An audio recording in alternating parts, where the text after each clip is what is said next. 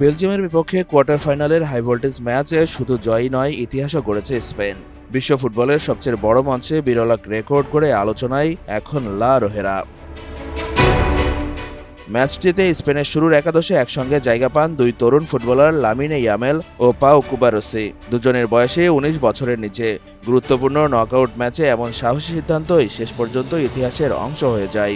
Football পরিসংখ্যান ভিত্তিক প্রতিষ্ঠান অপটার তথ্য বলছে, বিশ্বকাপের কোয়ার্টার ফাইনাল বা তার পরবর্তী নকআউট পর্বে শুরুর একাদশে একসঙ্গে দুই কিশোর খেলানোর ঘটনা গত ৬৮ বছরে এই প্রথম। বসুন্ধরা টিস্যু, অশুদ্ধতার বিরুদ্ধে এক বিন্দুও ছাড় নয়। এর আগে সবশেষ ১৯৫৮ সালের বিশ্বকাপে দেখা গিয়েছিল এমন দৃশ্য।